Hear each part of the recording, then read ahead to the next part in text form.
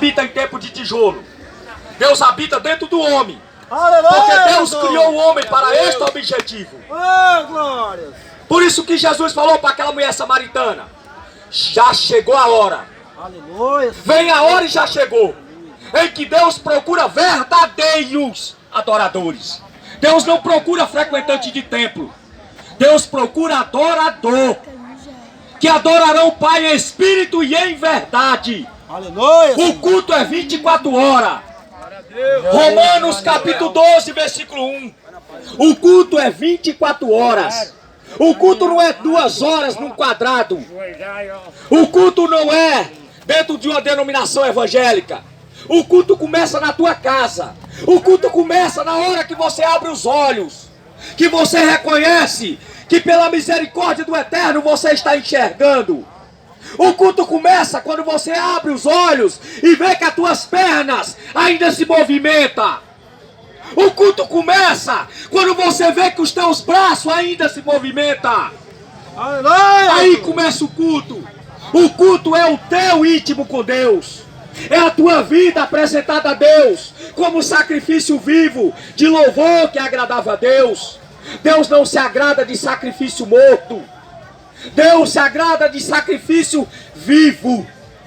Glória a Deus. Se o teu corpo for morada do Espírito Santo, aí Deus recebe o sacrifício. Sabe por quê? Porque o teu corpo é a morada. Agora, se o teu corpo é a morada de demônios, Deus não recebe o teu sacrifício. Sabe por quê? Porque Deus recebe um sacrifício vivo, agradável a Ele, que sobe com cheiro suave no trono da sua glória. É isso que agrada a Deus. Frutos dos teus lábios, os lábios que diz que é um pecador, os lábios que reconhece que é um miserável pecador e necessita da misericórdia de Deus. Isso que é sacrifício. Não é quando você se prostra diante de uma imagem de escultura ou diante de um homem para bajular. Isso não é louvor. Louvor é quando você se prostra diante do Eterno, Criador de todas as coisas, e reconhece que é criatura e que necessita da misericórdia dEle, do poder dEle e da justiça dEle. Não é ir 2 vezes por semana, frequentar um templo e achar que já está tudo bem. Culto é 24 horas. 24 horas por dia você tem que cultuar a Deus. Os anjos cultuam a Deus todos os momentos. Deus criou eu e você para louvor dEle. Isaías 45, versículo 21. Este é o povo que eu criei para que me deste louvor. Você foi criado para que desse louvor ao Criador. Aí vem muitas vezes questionando a pregação do Evangelho. Vem muitas vezes querer discutir sobre a pregação do Evangelho. Leia as Escrituras. Peça o discernimento do Espírito Santo e depois você vem aqui para discutir, falar que estamos errados ou que estamos corretos. Use a palavra. Pegue a palavra e venha mostrar onde que estamos errando. Agora não vem com a tua boca falar abobrinha. Aleluia, Jesus. Aqui está acontecendo um culto verdadeiro, de ação de graça ao Deus Todo-Poderoso, Criador dos céus e da terra. Aqui está a igreja reunida, porque onde estiver 2 ou mais reunidos no meu nome, ali eu estarei, Jesus falou. Lucas 7, 24. Tendo se retirado os mensageiros, passou Jesus a dizer ao povo a respeito de João: que saíste a ver no deserto? Um caniço agitado pelo vento? O que saíste a ver? Um homem vestido de roupas finas?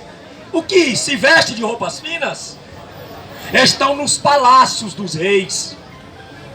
Sim, eu vos digo, muito mais do que um profeta.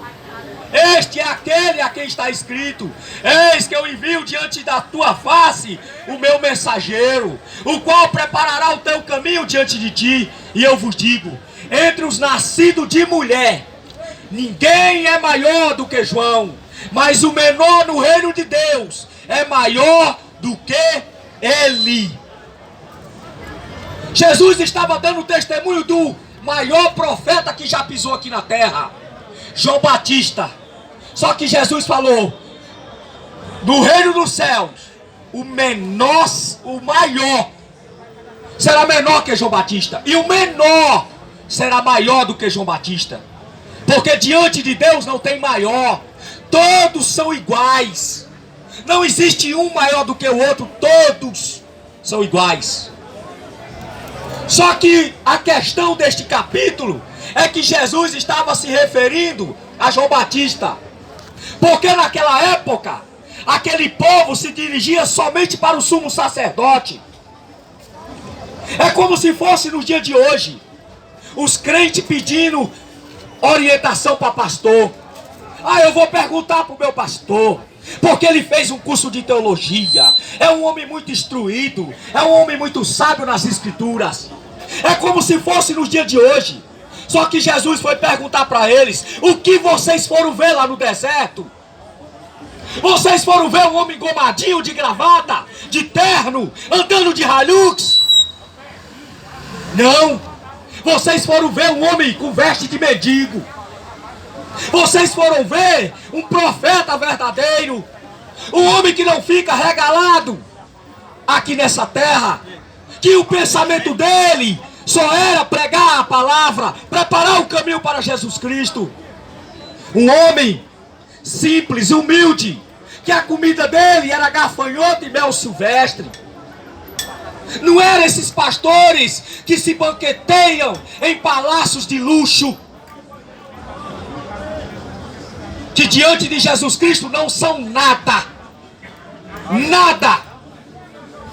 Jesus estava dando testemunho do maior profeta que já pisou aqui na terra, João Batista.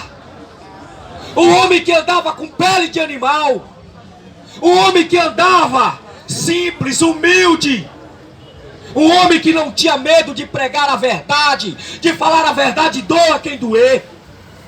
Um homem que perdeu a cabeça porque falou na cara de Herodes que ele estava em adultério com a mulher do seu irmão.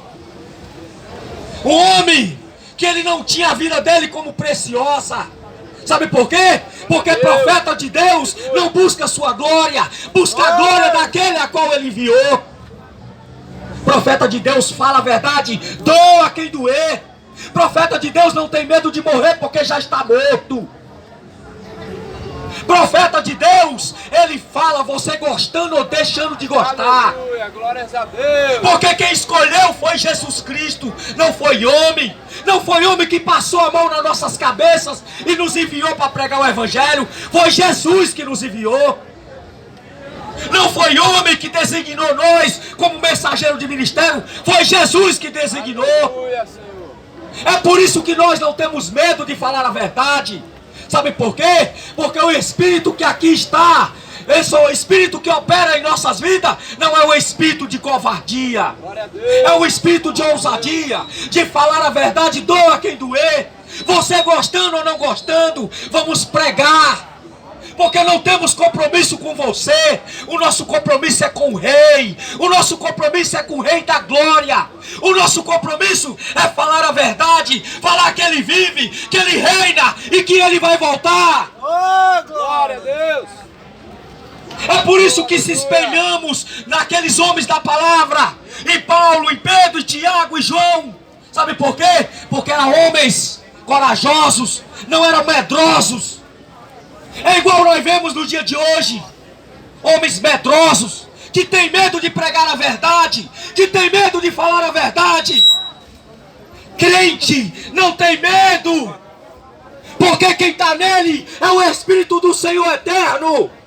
Crente prega na cara do espírita que se ele não se converter, vai para o inferno.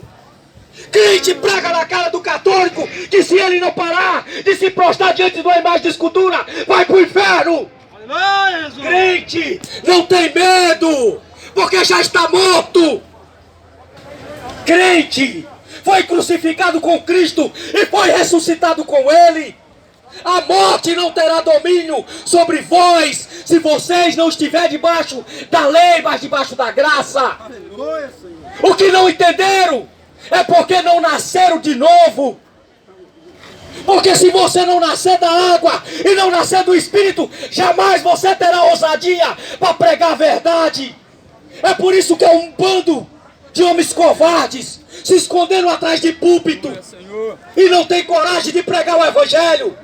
E as almas morrendo, indo para o inferno.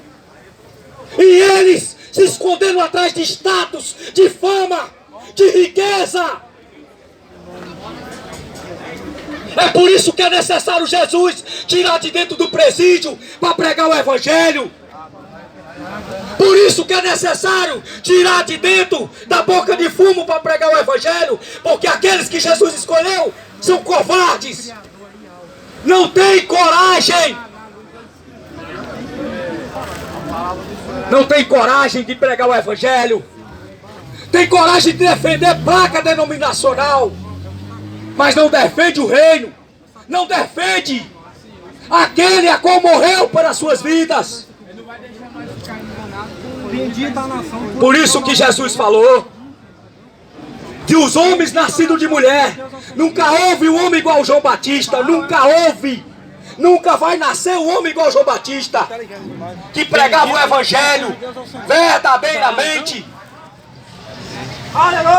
É só covardes que se esconde atrás de uma Bíblia, com preguiça, com falta de coragem de pregar o Evangelho, enquanto as almas estão descendo a sepultura sem conhecer o caminho da verdade, porque querem ficar dentro de quatro paredes, não querem expandir o reino, não querem pregar para a criatura. Esse é o decreto do rei: ide por todo mundo, pregai o Evangelho a toda criatura. Aquele que crê será salvo, aquele que não crê já está condenado. Você tem que pregar. Se você nasceu da água e do Espírito, que medo é esse que você tem? Se você nasceu de Jesus Cristo, foi gerado por Ele, que medo é esse? Que vergonha é essa? Olha que Jesus falou no Evangelho de Mateus, capítulo 10, versículo 28. Não temas os homens, temas ante a Deus, porque este tanto mata a alma e o corpo e lança no inferno. A esse que vós deveis temer. Você acha que eu tenho medo de levar uma bala aqui porque estou pregando o Evangelho? Nenhum. Sabe por quê? Porque eu sei quem me chamou. Eu sei que se eu morrer hoje, amanhã estarei ao lado dele. É por isso que eu não tenho medo. Eu não tenho medo de levar uma facada aqui, porque estou pregando o Evangelho. Sabe por quê? Porque Ele me chamou. Ele me deu um espírito de ousadia, não um espírito covarde. Ele desceu sobre a minha cabeça o seu rolo e disse: vai, porque eu sou contigo. E aquele que atravessar o teu caminho, eu tiro do meio. Porque eu sou o Senhor que dá a vida e também tira a vida. Glória a Deus. É por isso, olha para cá, veja um defunto pregando o Evangelho. Porque é isto: quem nasce da água e do Espírito é um defunto na terra. Para este mundo, é o que eu vejo hoje, é crentes com medo da morte. Você nunca nasceu, você não sabe o que é batismo. O batismo é participar das aflições de Jesus Cristo. Quantas vezes você levou um tabefe por causa da palavra? Você nunca participou das aflições. Assim como Paulo falou, eu participei das aflições de Jesus Cristo e carrego no meu corpo as marcas desse ministério. Ainda abre a boca e diz que é cristão. É não. Enquanto você não carregar no corpo as marcas de Cristo, você não pode ser considerado cristão. Porque cristão carrega no corpo as marcas de Cristo. Aleluia. Cristo não era aplaudido. Cristo era expulso das cidades. Cristo era escorraçado. Muitas vezes teve que entrar em Jerusalém à noite, porque queriam matar ele. A mesma coisa aconteceu com Paulo, que teve que descer dos muros de Jerusalém dentro de um cesto, porque os judeus queriam acabar com a vida de Paulo. Mas só que quem Deus escolhe só morre no momento certo, só morre na hora certa. Enquanto não cumprir o ministério aqui, Deus não leva. É por isso que ele falou em Timóteo: cumpri com a minha carreira, eu encerrei a minha carreira, guardei a minha fé. Agora a coroa da justiça está me reservada para aquele grande dia. Foi isso que ele falou da boca dele, quando a carreira dele se completou aqui na terra. Mas enquanto não, ele apanhou, ele foi preso, ele foi perseguido, mas não entregou, não se vendeu, não vendeu o ministério que Deus tinha entregado na vida dele. Por isso, meu irmão, você que recebeu do Senhor o ministério, não venda teu ministério, não venda aquilo que Deus te entregou. Seja corajoso, siga em frente, pregue a palavra, doa quem doer, faça o ID de Jesus, saia nas ruas, anunciando que Ele está vivo, que Ele vai voltar, e que Ele vai pegar este mundo de surpresa, se não esperarem a sua vinda. Que Deus abençoe o teu dia. Glórias a Deus.